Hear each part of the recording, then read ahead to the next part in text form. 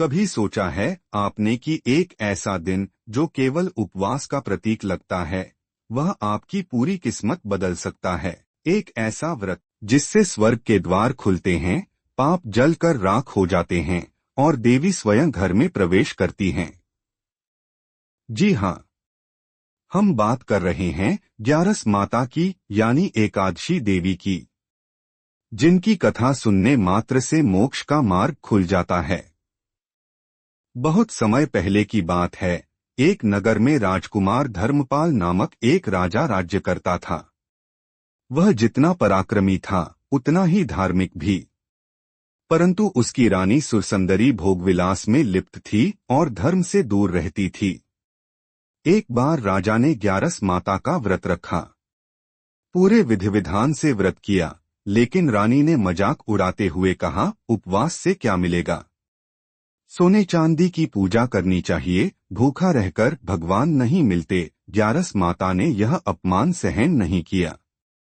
उसी रात महल में अजीब घटनाएं शुरू हो गईं। घोड़ों ने हिनहिनाना बंद कर दिया, रथ खुद टूटने लगे, राजकोष का खजाना धीरे धीरे खाली होने लगा, रानी को भयंकर बुरे सपने आने लगे।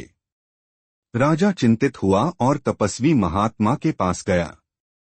महात्मा ने ध्यान लगाकर कहा, राजन, आपकी रानी ने एकादशी माता का अपमान किया है। जब तक वह क्षमा नहीं मांगती, सुख शांति लौट नहीं सकती। रानी को जब सच्चाई पता चली तो वह रो पड़ी। उसने अगले ग्यारस को पूरी श्रद्धा से व्रत रखा।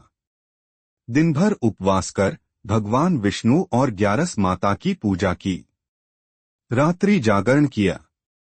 तभी रात के अंतिम पहर में एक दिव्य प्रकाश महल में फैला और ग्यारस माता स्वयं प्रकट हुई। उन्होंने कहा, जो व्यक्ति एकादशी का व्रत करता है, वह संसारिक मोह से ऊपर उठता है। जो इस दिन व्यंजन बनाता है, भोज करता है, वह पुण्य खो देता है। ग्यारस माता ने आशीर्वाद दिया, अब यह राज्य फिर से समृद्ध होगा। रानी ने पश्चाताप किया है, इसलिए मैं पुनः प्रसन्न हूँ। उस दिन के बाद से पूरे राज्य में ग्यारस को बड़ा उत्सव मनाया जाने लगा। लोग व्रत रखते, मंदिरों में दीप जलते और विष्णु नाम कीर्तन से संपूर्ण वातावरण भक्तिमय हो जाता। और आज भी जो श्रद्धा से ग्यारस माता की पूजा करता है, उसका घर रोग, दरिद्रता और कलह से मुक्त हो जाता है। यदि आपके जीवन में बार बार समस्याएं आ रही हैं, अगर शांति नहीं मिल रही, एक बार श्रद्धा से ग्यारस माता की व्रत कथा सुने और इस व्रत को अपनाएं।